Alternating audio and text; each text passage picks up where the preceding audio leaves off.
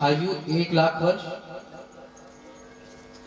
त्रेता में 10,000 वर्ष, द्वापर में 1,000 वर्ष तथा कलयुग में मनुष्य की आयु मात्र 100 वर्ष की ही होती है। उसमें भी कोई कोई ही 100 वर्ष तक जीवित रह पाता है। अतः कलयुग में इतने कम समय में कलयुगी जीवों का उद्धार कैसे हो, कलयुगी जीवों का कल्याण कैसे हो, इसके लिए 24 अवतारों में एक अवतार ब्रह्मर्षि वेदव्यास जी का हुआ है। बोलिए वेदव्यास जी महाराज की जय हो। ब्रह्मर्षि वेदव्यास जी ने सर्वप्रथम वेद का विस्तार किया, यानी एक ही वेद के 4 भाग कर दिए, ऋग्वेद, यजुर्वेद, सामवेद, अथर्ववेद। फिर 17 पुराणों की रचना करी, महाभारत जैसे इतिहास की रचना की। लेकिन तो भी वेदव्यास जी के मन में कुछ असंतोष होने लगा। वेदव्यास जी को ऐसा लगता था कि लगता है अभी कलयुगी जीवों के कल्याण के लिए किसी ऐसे ग्रंथ की रचना नहीं की है जो अति आवश्यक है। वेदव्यास जी विचार करते हैं कि भाई मेरा अवतार तो कलयुगी जीवों के कल्याण के लिए होगा। मैंने इतने सारे ग्रंथ तो लिख दिए, लेकिन फिर भी ऐसा लगता है कि अभी किसी ऐसे ग्रंथ की रचना नहीं हुई है जो कलयुगी जीवों का कल्याण कर सके। वेदव्यास जी महाराज सरस्वती नदी के तट पर बैठ करके विचार कर ही रहे थे, तब तक देवर्षि नारद वहां पधारे हैं। ब्रह्मर्षि वेदव्यास जी ने नारद जी को सारी बात बताई। नारद जी ने कहा, व्यास जी महाराज आप चिंता न करें, मैं जानता हूं कि आपके भीतर ये अशांति क्यों हुई। हे व्यास जी महाराज, आपने वेद का विस्तार तो कर दिया,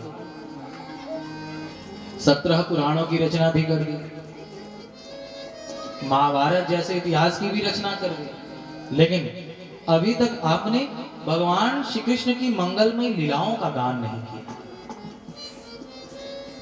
और जब तक आप भगवान कृष्ण की मंगलमय लीलाओं का गान नहीं करेंगे, तब तक आपकी अशांति दूर होने वाली नहीं है। भगवान के कथा की क्या महिमा है, इसे समझाने के लिए देवर्षि नारद ब्रह्मर्षि वेदव्यास जी को अपने पिछले जन्म की कथा सुनाते हैं। नारद जी महाराज अपने पिछले जन्म की कथा सुना रहे हैं। कहते हैं, व्यास जी महाराज, मैं देवर्षि नारद पिछले जन्म में एक दासी का पुत्र था। मेरी मां चतुर्मास में 4 महीने तक संतों की खूब सेवा करती थी। मैं छोटा सा था तो भी मैं अपनी मां के साथ साथ उन संतों की सेवा में लगा रहता था। संत जब भोजन प्रसाद पा लेते तो मैं जाकर के उनके जूठन को खा लेता था। संध्या के समय सारे संत जब एक वृक्ष के नीचे बैठ करके भगवान की सुंदर सुंदर कथा सुनाते, यद्यपि मैं छोटा सा बालक था, लेकिन तो भी मेरी इंद्रियों में चंचलता नहीं थी। मैं बड़े शांति से संतों की उस कथा को बैठ करके सुनता रहता था। धीरे धीरे धीरे धीरे धीरे धीरे मेरे सारे पाप नष्ट हो गए और भगवान के चरणों के प्रति मेरे हृदय में प्रेम बढ़ने लगा। यद्यपि मैं सब कुछ छोड़ करके जंगल जाकर के भगवान का भजन करना चाहता था, लेकिन मुझे अपनी मां से बड़ा प्रेम था। मेरी मां गरीबनी थी, दासी थी, लेकिन तो भी मेरी बड़ी अच्छे से देखभाल करती थी, इसलिए मैं मां को नहीं छोड़ पा रहा था। हे व्यास जी महाराज, एक दिन की बात है, संध्या के समय मेरी मां गाय का दूध दूहने के लिए बाहर गई। उसका पैर किसी सांप पे पड़ा और सर्प ने उसे काट लिया और उसकी वहीं मृत्यु हो गई। मां की मृत्यु होने के बाद मैंने संन्यास लिया और घोर जंगल में जाकर के एक वृक्ष के नीचे बैठ करके संतों से जो मैंने कथा सुनी थी, मैंने सुना था भगवान कृष्ण का स्वरूप ऐसा है, भगवान का स्वरूप ऐसा है। मैं एक वृक्ष के नीचे बैठ करके भगवान के उस दिव्य स्वरूप का ध्यान करने लगा। ध्यान करते करते करते करते करते अचानक मेरे हृदय में भगवान का दिव्य सुंदर स्वरूप प्रकट हो गया। अभी मैंने कहा था ना कि जो रोज भगवान के दिव्य सुंदर स्वरूप का ध्यान करता है, उसे ध्यान में भगवान एक दिन अपना दर्शन अवश्य प्रदान करते हैं। नारद जी महाराज कहते हैं, जंगल में बैठ करके मैं भगवान के स्वरूप का चिंतन कर रहा था, तभी अचानक भगवान हमारे हृदय में प्रकट हो गए।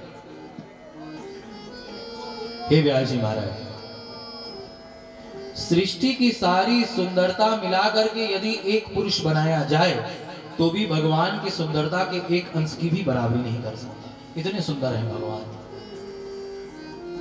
भगवान के उस दिव्य सुंदर स्वरूप को देख करके मेरा मन भगवान के दर्शन में इतना डूब गया कि मुझे अपने तन का भी ध्यान न रहा। मैं एक टक भगवान के उस दिव्य सुंदर स्वरूप को निहारने लगा। देखते देखते देखते अचानक भगवान ने अपने उस सुंदर स्वरूप को मेरे सामने से ओझल कर दिया। तब जैसे मछली को झर के बाहर निकाल दिया जाए तो मछली पुनः जल में जाने के लिए छटपटाने लगती है, ऐसे ही पुनः भगवान का दर्शन पाने के लिए मैं छटपटाने लगा। लेकिन मेरे बार बार प्रार्थना करने पर भी भगवान ने मुझे अपना दर्शन दोबारा नहीं दिया। भगवान ने आकाशवाणी के माध्यम से कहा, बेटा यद्यपि तुमने संतों की खूब सेवा करी है, मेरी खूब कथा सुनी है, जिससे तुम्हारे सारे पाप तो नष्ट हो गए हैं, लेकिन अभी तुम्हारे भीतर राग और द्वेष बचा हुआ है। और जीव के भीतर जब तक राग और द्वेष रहता तब तक वो मुझे प्राप्त नहीं कर सकता। मेरे दादा गुरु परम पूज्य श्री गीता घाट बाबा जी कहा करते थे, काशी और कश्मीर बराबर कोई शहर नहीं। अच्छा, बनारस कितने कितने लोग गए? बार हाथ उठाइए। सभी लोग गए बनारस में जाकर के देखो, उसका नाम ही बनारस है। सब आनंद में रहते हैं। एक सज्जन ने कहा, महाराज बनारस में कोई किसी का चेला नहीं है, यहाँ सब एक दूसरे के गुरु हैं। इसलिए वहां जब आप जाओगे तो देखोगे सब एक दूसरे से कहेंगे, का गुरु? तो भी कहेगा, हाँ गुरु। बोलो राधे राधे, बाबा विश्वनाथ की। तो कहते हैं काशी और कश्मीर बराबर कोई शहर नहीं। कश्मीर के लिए देखो कितनी लड़ाई चल रही है।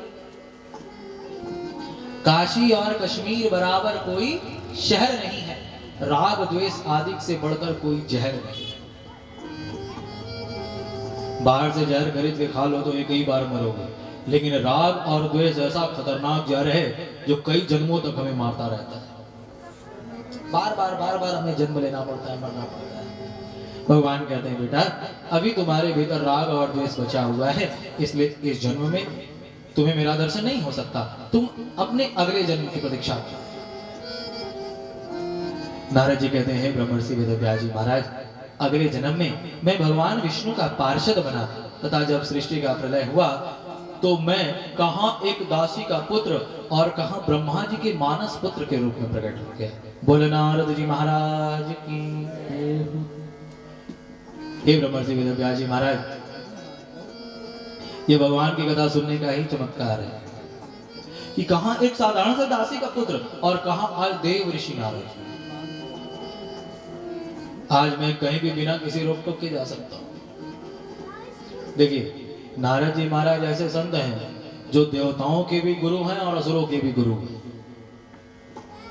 कंस क्या जाते हैं तो वो भी खड़े होकर के उनका स्वागत करता है। देवराज इंद्र क्या जाते हैं तो वो भी उनका स्वागत करता है। नारद इति नारद, जिसकी बात कहीं भी रद्द ना उसे कहते हैं नारद। हे वेदव्यास जी महाराज, ये भगवान की कथा सुनने का ही फल है। अतः आपने इतने सारे ग्रंथों की रचना तो कर दी, लेकिन अभी तक आपने भगवान श्री कृष्ण की मंगल में लीलाओं का गान नहीं किया है। अतः आप भगवान श्री कृष्ण की मंगल में लीलाओं का गान करें।